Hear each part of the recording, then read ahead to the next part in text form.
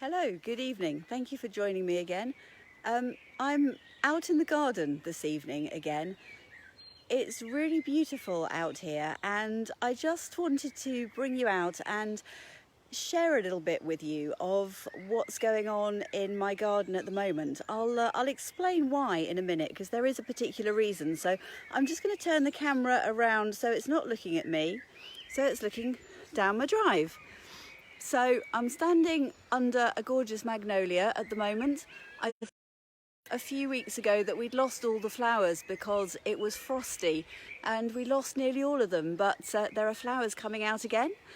And if I look down a bit, we've got bluebells around in the garden, and in there is the remains of a camellia flowering. There's a bit of white camellia in there, but I'm just going to wander on a bit further because I think I mentioned a few days ago about the fact that this is a common azalea. It's a normal one, just a yellow one, and in some ways they are the most beautiful ones because they smell absolutely delicious.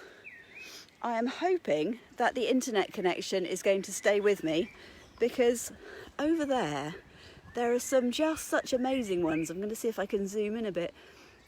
These are huge. They're just so bright and beautiful.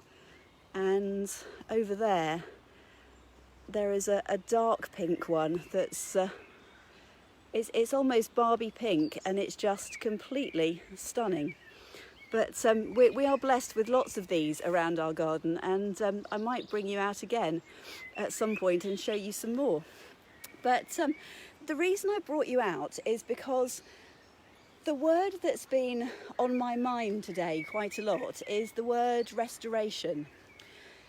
When you restore something, you kind of bring it back to its full glory. It's the most beautiful that it can be. And it's a word that God uses in the Bible in relation to us.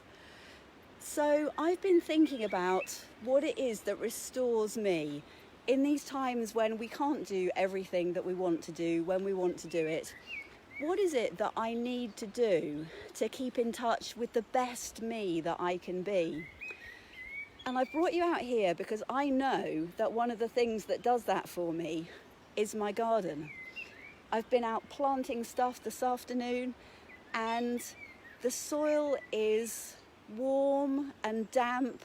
It's amazing to get your hands into. Some of you know that I've got a bit of a thing about soil going on. But I know that that's what restores me. I know that being out here, being connected to creation, doing stuff in my garden is what really brings me life. So if I know that is the question, why is it that I find it so hard to motivate myself to get out here and to enjoy it?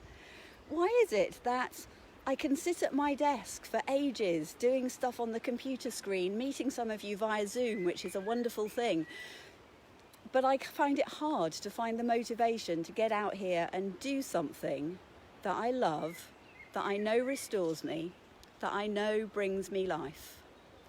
So I ask you today the same question that I'm asking myself. What is it that restores you? What brings you life at the moment? If you don't know, have a think, because it would maybe be a useful thing to identify.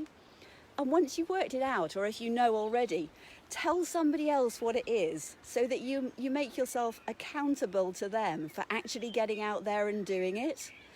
Or write it in big multicoloured letters and stick it onto the fridge door or something so that you see it and it reminds you of what you believe you need to do to bring you life, to restore you, to restore your soul. So for a prayer to finish off with today, I'm going to read Psalm 23. Now, I see my cousin Elizabeth is watching. Hello, Elizabeth. One of the last times that I heard somebody read this out loud was actually something over a year ago at my mum's funeral, when my Auntie Glenn read this, and those who were there, I think, will never forget the way she read it, because she read it with the total assurance of somebody who believes every word of it to be true.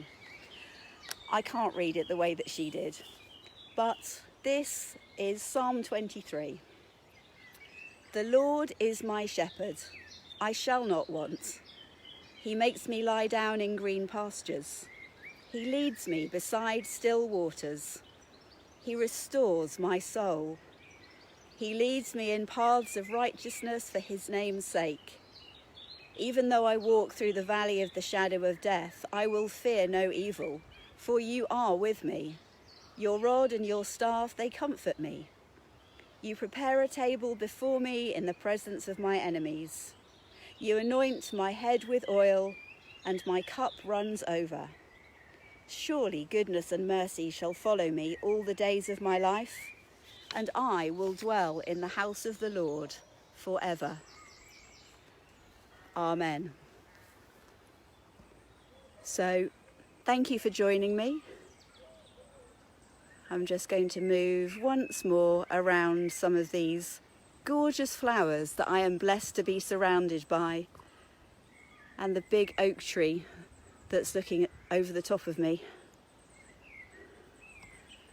And I'm really hoping that you might also be able to identify what brings you life and restores your soul, and remember to practice it. Amen. See you tomorrow, I hope.